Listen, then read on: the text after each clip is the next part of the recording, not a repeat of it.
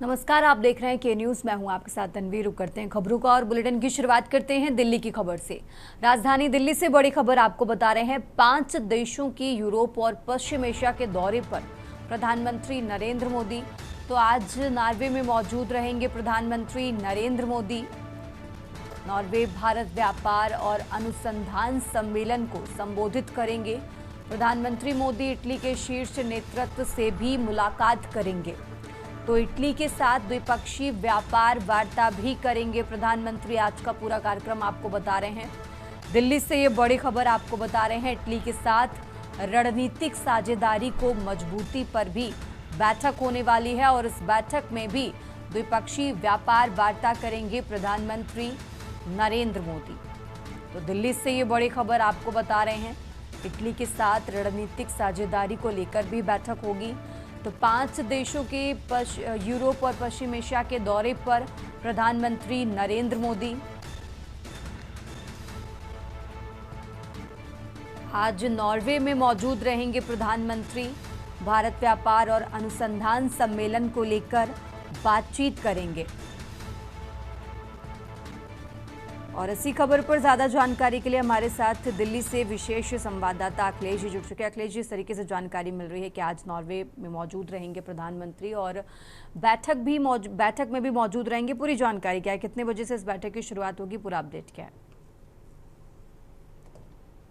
एक बार फिर से सवाल रिपीट कर सवाल जी अखिलेश जी, इस तरीके से जानकारी मिल रही है कि आज नॉर्वे में मौजूद रहेंगे प्रधानमंत्री नरेंद्र मोदी। 5 देशों की जिस तरीके से यूरोप और पश्चिम एशिया के दौरे पर हैं, आज का पूरा कार्यक्रम क्या है, पूरी जानकारी क्या है आज के कार्यक्रम से जुड़ी?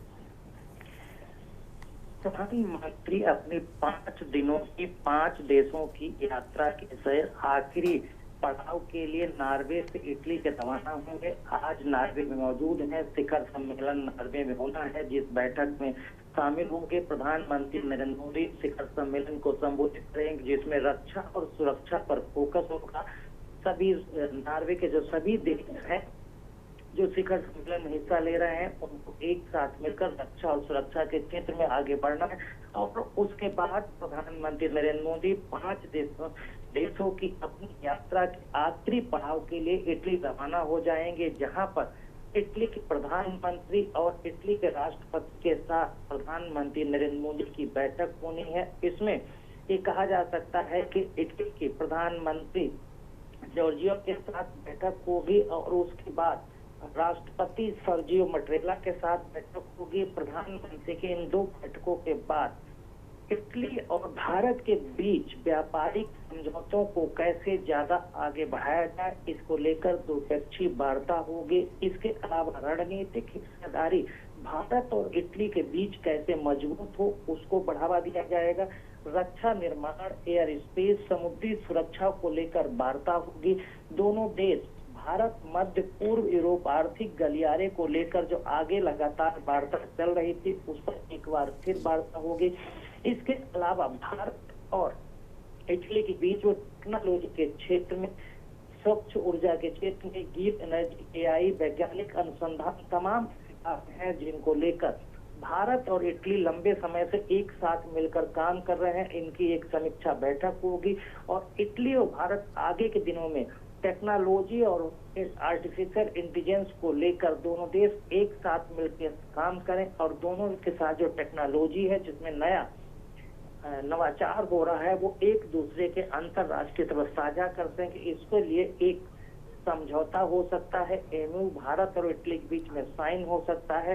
तो कहा जा सकता है कि प्रधानमंत्री नरेंद्र मोदी की जो 5 दिवसीय 5 देशों की पश्चिमी एशिया और यूरोपीय यात्रा है, वो अब आखिरी चरण में पहुंच रही है। आखिरी चरण में आखिरी पड़ाव पर इटली के साथ वार्ता के बाद प्रधानमंत्री दिल्ली के लिए रवाना होंगे। ठीक है अखिलेश जी, आप हमारे साथ बने रहिए, हम आगे भी आपसे जानकारी लेते रहेंगे। और ये दिल्ली से खबर आपको बता रहे हैं।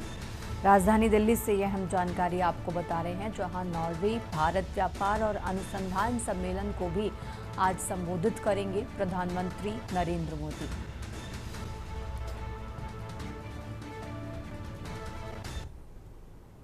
और आगे बढ़ते हैं खबरों में। दिल्ली से एक और बड़ी खबर आपको बता रहे हैं, जहां सांसद राहुल गांधी आज उत्तर प्रदेश के दौरे पर रहेंगे। तो दिल्ली से ये बड़ी खबर आपको बता रहे हैं। राहुल गांधी आज उत्तर प्रदेश के दौरे पर रहेंगे। राहुल गांधी अपने संसदीय क्षेत्र रायबरेली के दौरे पर जाएंगे। तो रायबरेली में कई कार्यक्रमों में वो हिस्सा लेंगे। कांग्रेस के कार्यकर्ताओं से भी यहां पर बातचीत करेंगे राहुल गांधी। तो दिल्ली से ये बड़ी खबर आपको बता रहे हैं, और राजधानी दिल्ली से ये हम जानकारी आपको बता रहे हैं। उत्तर प्रदेश के दौरे पर सांसद राहुल गांधी आज अपने संसदीय क्षेत्र रायबरेली के दौरे पर जाएंगे। राहुल गांधी यहाँ पर कई कार्यक्रमों में वो हिस्सा लेंगे, और इसी के साथ आपको बता दें कांग्रेस के कार्यकर्ताओं के साथ भी बातचीत करने वाले हैं। और इसी खबर पर ज़्यादा जानकारी के लिए हमारे साथ अखिलेश जी लगातार जुड़े हुए। अखिलेश जी, इस तरीके से जानकारी मिल रही है कि आज उत्तर प्रदेश के रायबरेली के दौरे पर हैं सांसद राहुल गांधी, और यहाँ पर वो कई कार्यक्रमों में भी हिस्सा लेंगे, और इसी के साथ कांग्रेस के कार्यकर्ताओं से भी बातचीत करने वाले। तो पूरा कार्यक्रम क्या है, कार्यक्रम जुड़ी क्या कुछ जानकारी है आपके पास? देखिए तनवीर, रायबरेली से कांग्रेस के सांसद और लोकसभा में नेता प्रतिपक्ष राहुल गांधी आज अपने संसदीय क्षेत्र उत्तर प्रदेश के रायबरेली के दौरे पर पहुंच रहे हैं। राहुल गांधी का इस बार का दौरा आगामी विधानसभा चुनाव उत्तर प्रदेश 2027 के लिए पार्टी संगठन को मजबूत करना, कई जनसंपर्क अभियानों की शुरुआत करना, उसको लेकर बैठकों का दौर आज होना। इसके अलावा राहुल गांधी के अपने संसदीय क्षेत्र रायबरेली में कुछ विकास कार्य किए गए हैं, उन विकास कार्यों का उद्घाटन करना है, जिसमें सबसे बड़ा बसरावा के पास ठकुरैन खेड़ा में मेडिकल हॉल बनाया गया है, उसका राहुल गांधी उद्घाटन करेंगे। इसके अलावा राहुल गांधी एक जनसभा को विशालगंज में संबोधित करेंगे, जिसे महिला संवाद का नाम दिया गया, और ये महिला संवाद के तहत महिला जो कार्यकर्ता कांग्रेस पार्टी के हैं उनको संबोधित करेंगे, और महिलाओं को कांग्रेस के साथ लाने और कांग्रेस के साथ जोड़ने के लिए इस संवाद में राहुल गांधी महिलाओं को संबोधित करते नजर आएंगे। इसके अलावा जो भूमि गेस्ट हाउस है उसमें एक राहुल गांधी का जनता दरबार लगाए जाने का कार्यक्रम है, जिसमें रायबरेली क्षेत्र की जो जनता है वो अपनी समस्याओं के समाधान के लिए, अपनी समस्याओं के लिए राहुल गांधी से मिल कर सकती है और उनसे अपनी इस दुख दर्द पीड़ा को साझा कर सकती है। इसके अलावा रायबरेली क्षेत्र के जो बीरा पासी की मूर्ति का अनावरण करने का भी काम है, और लोदवारी के एक जनसभा को संबोधित करेंगे, जहां पर बीरा पासी का प्रतिमा का अनावरण करेंगे। तो कहा जा सकता है कि राहुल गांधी का जो अपने संसदीय रायबरेली का दौरा है वो राजनीतिक, सामाजिक, पार्टी और आगामी विधानसभा चुनाव 2027 के लिए पार्टी कार्यकर्ताओं को मजबूत करता, आम जन की समस्याओं के समाधान करना और विकास से जुड़ी जो प्रोजेक्ट हैं उनका उद्घाटन, शिलान्यास और आगे के लिए ऐलान करने का पूरा खासा तैयार किया गया है। तन्वी, ठीक है अखिलेश जी, आप हमारे साथ बने रहिए, हम आगे भी आपसे अपडेट लेते रहेंगे। और ये दिल्ली से खबर आपको बता रहे हैं, सांसद राहुल गांधी आज उत्तर प्रदेश के दौरे पर हैं, अपने संसदीय क्षेत्र रायबरेली के दौरे पर हैं राहुल गांधी। और आगे बढ़ते खबरों में, खबर दिल्ली से है, जहां दिल्ली में टैक्सी चालक 3 दिन जाम करेंगे चक्का। तो 21 से 23 मई तक हड़ताल करेंगे टैक्सी यूनियन। वाणिज्यिक वाहन चालकों की बैठकें चल रही हैं। ईंधन की बढ़ते दामों के चलते किराया बढ़ाने की मांग यहां पर की जा रही है। तो दिल्ली में वाणिज्यिक वाहन चालकों की बैठकें भी चल रही हैं। All India motor transport Congress ने दिल्ली में बैठक की है। तो राज्यपाल और मुख्यमंत्री रेखा गुप्ता को पत्र भी सौंपा हुआ है। और इसी खबर पर ज्यादा जानकारी के लिए हमारे साथ अखिलेश जी लगातार जुड़े। अखिलेश जी, इस तरीके से जानकारी मिल रही है कि 21 से 23 मई तक हड़ताल करने वाले हैं जो टैक्सी चालक हैं। वाणिज्यिक वाहन चालकों की बैठकें भी चल रही हैं, खासतौर पर उनकी जो मांगे हैं, जिस तरीके से ईंधन के दाम बढ़ रहे हैं तो किराया बढ़ाने की भी मांग यहाँ पर की जा रही है। मुख्यमंत्री और उपराज्यपाल को जो पत्र सौंपा है उसमें क्या कुछ मांगे हैं, पूरी जानकारी क्या है इसको लेकर, और जो हड़ताल होने वाली है उसको लेकर कैसे आगे से प्रशासन अलर्ट है? देखिए तन्वीर, लगातार ईंधन के दाम बढ़ रहे हैं। पेट्रोल, डीजल, सीएनजी के दामों के बढ़ने के बाद टैक्सी और ऑटो यूनियन लगातार कह रहे हैं कि डीजल, पेट्रोल और सीएनजी के दामों को बार बार बढ़ाया जा रहा है, लेकिन उनको जो किराया दिल्ली सरकार के तरफ से निर्धारित किया गया है उसको रिवाइज नहीं किया जा रहा है। जैसे डीजल, पेट्रोल के दाम और सीएनजी के बढ़ते हैं, वैसे ही उनके किराए के में भी रिवाइज किया जाए। उनके रेट जो पर किलोमीटर रखा गया है 1.5 रुपए पर किलोमीटर का, उसमें कोई इजाफा नहीं किया। पहला जो स्टॉल होता है कि पहले 1 किलोमीटर में 4.5 रुपए देने हैं और उसके बाद 1.5 रुपए के प्रति किलोमीटर के हिसाब से उनको पेमेंट यात्रियों को देना रहता है। तो टैक्सी और ऑटो यूनियन की कई दौर की बैठकें चल रही हैं। कल भी बैठक हुई थी, इसमें एक मांग पत्र यूनियन की तरफ से तैयार किया गया था, जो दिल्ली के उपराज्यपाल और दिल्ली की मुख्यमंत्री को दिया गया था। और इसमें मांगे रखी गई थी कि जब लगातार डीजल, पेट्रोल और सीएनजी के दाम बढ़ रहे हैं तो ऑटो और टैक्सी का किराया क्यों ना बढ़ाया जाए, और उसका उनको घाटा होता है। डीजल पेट्रोल के दाम बढ़ जाते हैं, उसकी मार टैक्सी यूनियंस के झेलनी पड़ती है, उनके ओनर्स को झेलनी पड़ती है, ड्राइवर्स को झेलनी पड़ती है। लेकिन जो किराया है वो उनको पुराना देना पड़ता है, इससे उनको घाटा होता है। और वो इस स्थिति में अब ऑटो और टैक्सी चलाने के लायक उनके पास आर्थिक स्थिति नहीं है, इसलिए वो 3 दिवसीय चक्का जाम का ऐलान कर रहे हैं। 21, 22 और 23 मई को टैक्सी और ऑटो यूनियन ऐलान किया गया। अगर उनके सरकार के तरफ से निर्धारित रेट है प्रति किलोमीटर के हिसाब से वो रिवाइज किए जाएंगे और उनको जो डीजल, पेट्रोल और सीएनजी के दाम बढ़े उसके हिसाब से तय किए जाएंगे, तो ऑटो और टैक्सी यूनियन 3 दिवसीय चक्का जाम के हड़ताल की है उसको टाल सकता है। अगर उनके किराए बढ़ाने को लेकर डीजल, पेट्रोल और सीएनजी के हिसाब से अगर उनके रेट तय नहीं किए जाते हैं तो ऑटो और टैक्सी यूनियन लगातार 3 दिनों तक चक्का जाम करेगी। और उनके तरफ से सभी जो कमर्शियल वाहन है उनसे भी अपील की गई है कि उनकी ऑटो और टैक्सी यूनियन की जो हड़ताल है उसमें वो लोग साझेदार बने, सहयोग करें और डीजल और पेट्रोल के दाम बढ़ रहे हैं उसके हिसाब से वाजिब उनको किराया मिल सके, इसमें उनका सहयोग करें। फिलहाल देखना होगा कि टैक्सी और ऑटो यूनियन के तमाम जो ट्रांसपोर्ट संगठन है उनके तरफ से अपील की जा रही है, मांग पत्र सरकार को दिए जा रहे हैं। अब कहा जा सकता है कि गेंद सरकार के पाले में है। क्या सरकार ऑटो टैक्सी यूनियन की मांग पत्र के आधार पर किराया बढ़ाती है या फिर किराया नहीं बढ़ाती है? अगर किराया नहीं बढ़ाती है तो क्या ऑटो टैक्सी यूनियन ने जो ऐलान किया है कि 3 दिवसीय हड़ताल करेंगे, दिल्ली एनसीआर में चक्का जाम करेंगे, क्या वो करेंगे? इस पर एक संशय है और सरकार क्या फैसला लेती है इसका भी अभी इंतजार है। ठीक है अखिलेश जी, आप हमारे साथ बने रहिए, हम आगे भी आपसे जानकारी लेते रहेंगे। और ये दिल्ली से बड़ी खबर आपको बता रहे हैं, 21 से 23 मई तक यहां पर हड़ताल का ऐलान किया गया है। धन के बढ़ते दामों के चलते किराया बढ़ाने की यहां पर मांग की जा रही है। आगे बढ़ते हैं खबरों में। दिल्ली से एक और बड़ी खबर आपको बता रहे हैं, जहां दिल्ली में फिर बढ़े पेट्रोल डीजल के दाम। 5 दिन में दूसरी बार महंगा हुआ ईंधन। पेट्रोल 86 पैसे, डीजल 83 पैसे महंगा हुआ है। तो दिल्ली में पेट्रोल अब 98.64 रुपए प्रति लीटर हुआ। डीजल का भाव बढ़कर अब बता दें कि 91.58 रुपए हुआ है।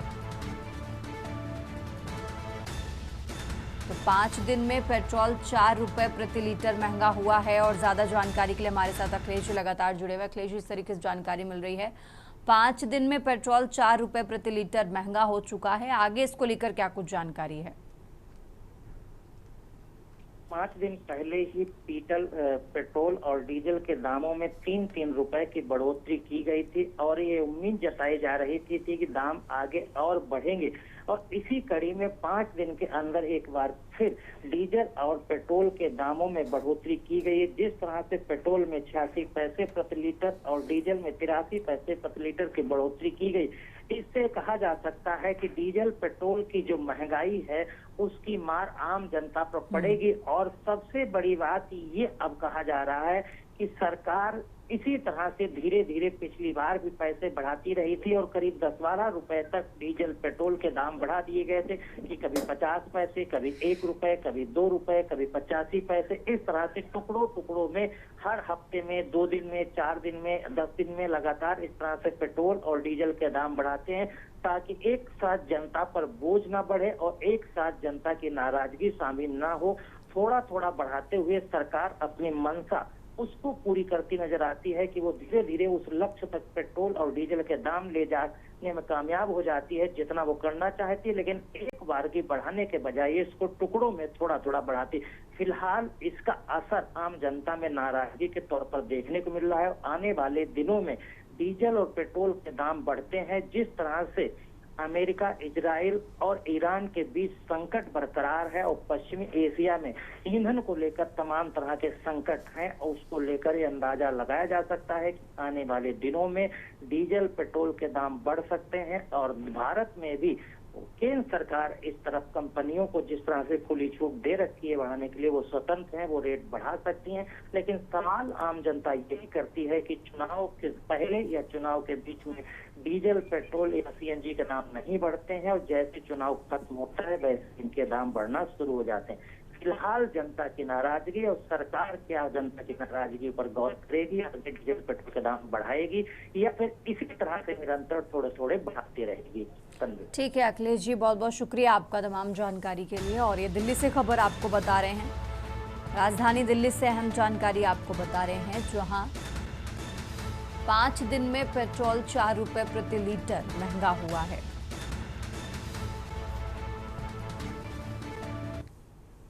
और अब बात कर रहे हैं मंडला की, जहां 2 कारों की आमने सामने भिड़ंत हुई है। 2 लोग गंभीर रूप से घायल हुए हैं, 3 को मामूली चोट आई है।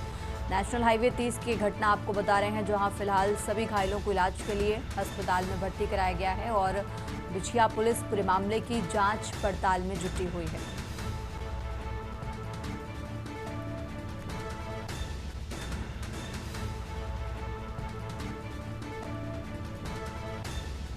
इस हादसे में 2 लोग गंभीर रूप से घायल हुए हैं, 3 को मामूली चोट आई है। फिलहाल सभी घायलों को इलाज के लिए अस्पताल में भर्ती कराया गया। नेशनल हाईवे 30 की घटना आपको बता रहे हैं और पुलिस इस पूरे मामले की जांच पड़ताल में जुटी हुई है।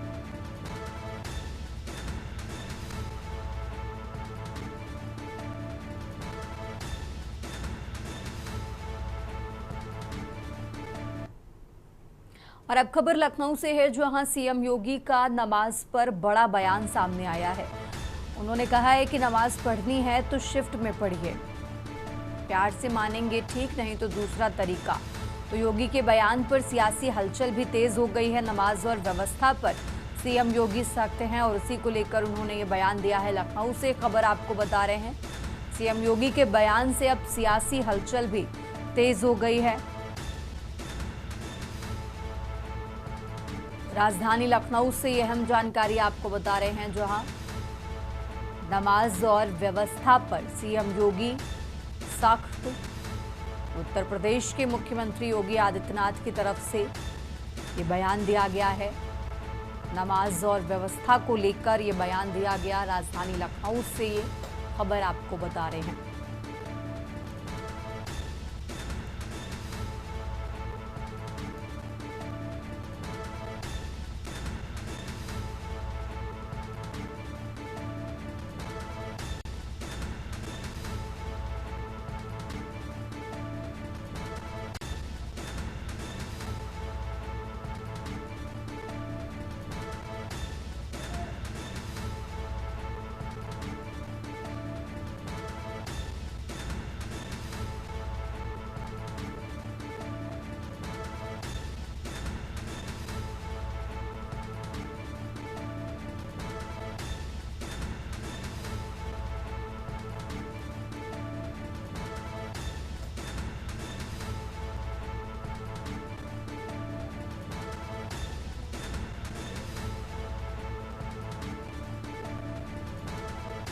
तो लखनऊ से खबर आपको बता रहे हैं, राजधानी लखनऊ से ये अहम जानकारी आपको बता रहे हैं, जहां नमाज और व्यवस्था को लेकर सीएम योगी सख्त हैं। योगी के बयान पर सियासी हलचल भी तेज हो गई है।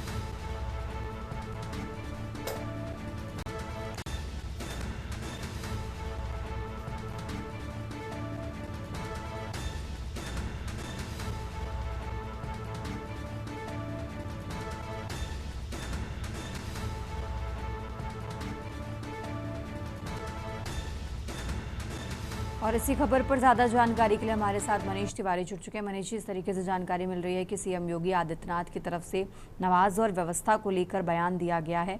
आगे इसको लेकर कितना प्रशासन अलर्ट है, पूरी जानकारी क्या है?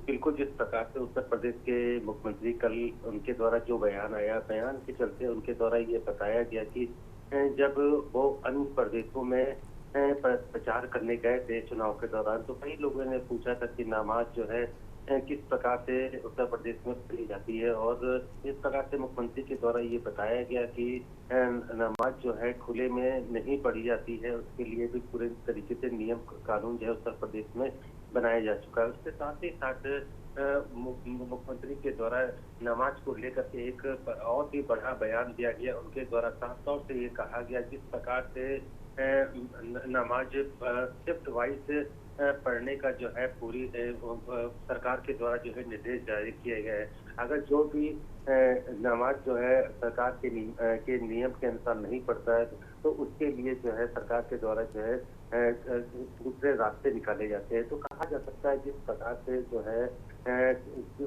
27 के चुनाव नजदीक आ रहे हैं और जिस प्रकार से मुख्यमंत्री फिर एक बार जो है नमाज, लाउड स्पीकर और इन्हीं चीजों को लेकर के जो है जनता तक एक मैसेज पहुंचाना चाह रहे हैं। और जिस प्रकार से उत्तर प्रदेश में जो है सभी नमाज पढ़ने को लेकर के जो कानून बनाया गया है, वो उनके द्वारा दूसरे प्रदेश जिस प्रकार से, चाहे वो पश्चिम बंगाल हो, बाकी अन्य जगह जहाँ जहाँ भी मुख्यमंत्री प्रचार करने गए और वहाँ पर लोगों को जानकारी दी, और साथ ही साथ जिस प्रकार से वहाँ की जो भारतीय जनता पार्टी के जो बड़े नेता थे, उनको अपने इस नियम को जो है उनको भी बताया गया। तो कहा जा सकता है कि जिस प्रकार से विपक्ष जो है इनके इस मुख्यमंत्री के इस बयान पर जो है लगातार जो है सवाल उठा रहा है, और उनका साफ तौर से ये कहना है कि जिस प्रकार से 2027 की विधानसभा नजदीक आ रहे हैं, उसी प्रकार से जो है उत्तर प्रदेश के मुख्यमंत्री अब ध्रुवीकरण की राजनीति करने लगे हैं। अब हिंदू मुस्लिम पर जो है बात करने लगे हैं, और उनके द्वारा जो विपक्षी दल है उनका साफ तौर से आरोप है कि बेरोजगारी और महंगाई पर जो है मुख्यमंत्री कुछ बयान नहीं कर रहे हैं, और जिस प्रकार से अब हिंदू मुस्लिम के बिहार पर जो है 2027 का चुनाव लड़ने की तैयारी कर रहे हैं। जी ठीक है मनीष जी, बहुत बहुत शुक्रिया आपका तमाम जानकारी के लिए। और ये लखनऊ से खबर आपको बता रहे हैं, सीएम योगी का नमाज और व्यवस्था को लेकर बड़ा बयान सामने आया है। और अब खबर लखनऊ से है। लखनऊ विश्वविद्यालय में असिस्टेंट प्रोफेसर के खिलाफ फैसला। आज आंतरिक शिकायत समिति की रिपोर्ट पर विचार किया जाएगा। 3 सदस्यों की अनुशासन समिति आज अपना फैसला सुनाएगी। आरोपी ने माना कि जुबान फिसल गई। पीड़ित छात्रा ने प्रताड़ना का भी विवरण दिया है। कुलपति ने कहा कि ऐसी सजा मिलेगी जो भविष्य के लिए नजीर बनेगी। छात्राओं की सुरक्षा के लिए कई नीतिगत फैसले भी यहां पर लिए जाएंगे।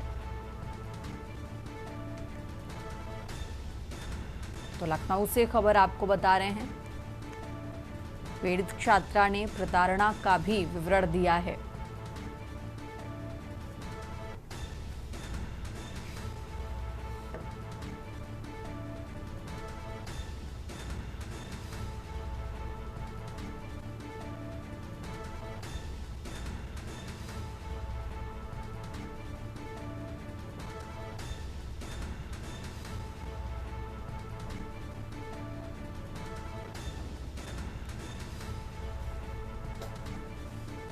और इसी खबर पर ज़्यादा जानकारी के लिए हमारे साथ मनीष जी जुड़ चुके हैं। मनीष जी, इस तरीके से जानकारी मिल रही है कि आज जो लखनऊ विश्वविद्यालय के असिस्टेंट प्रोफेसर का मामला था, पेपर लीक को लेकर जिस तरीके से छात्रा को बोला गया कि पेपर आउट तुम्हारे लिए करवा लिया है, इस मामले को लेकर आज जो फैसला आने वाला है, क्या कुछ है इसको लेकर पूरी जानकारी? क्योंकि उन्होंने खुद कबूल किया है कि जुबान फिसल गई थी।